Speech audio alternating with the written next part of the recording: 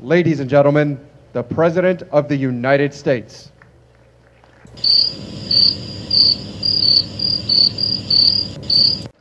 Good afternoon. I want to thank all of you for coming, and in particular, I want to thank the members of Congress who are here today from both parties, whose leadership and hard work made this bill a reality. You know, one of the great things about America is that we are a nation of doers. Not just talkers, but doers. We think big, we take risks, and we believe that anyone with a solid plan and a willingness to work hard can turn even the most improbable idea into a successful business.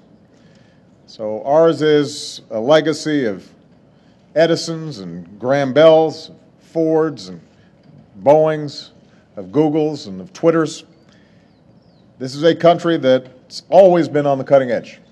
And the reason is that America has always had the most daring entrepreneurs in the world.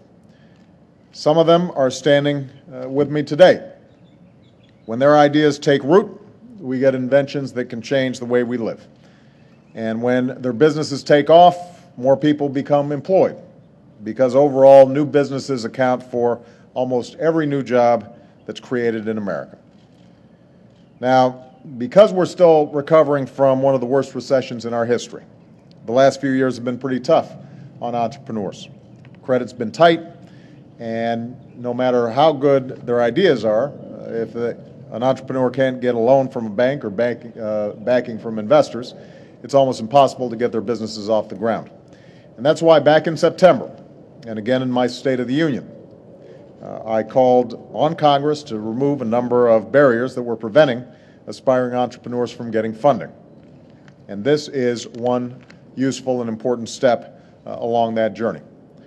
Here's what's going to happen because of this bill.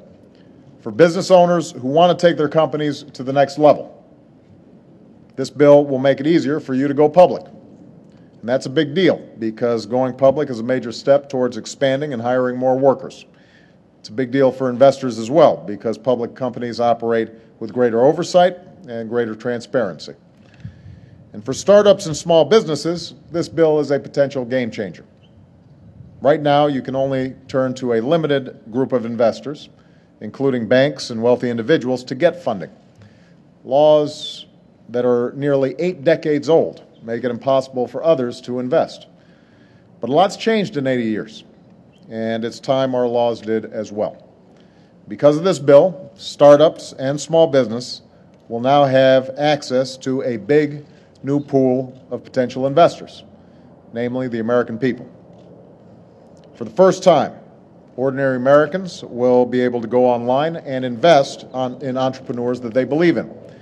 Of course, to make sure Americans don't get taken advantage of, the websites where folks will go to fund all these startups and small businesses will be subject to rigorous oversight.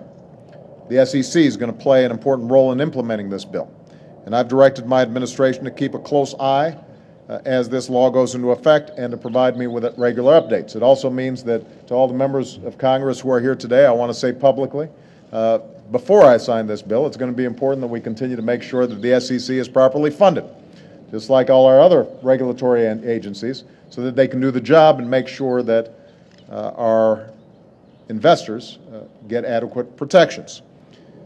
This bill represents exactly the kind of bipartisan action we should be taking in Washington to help our economy.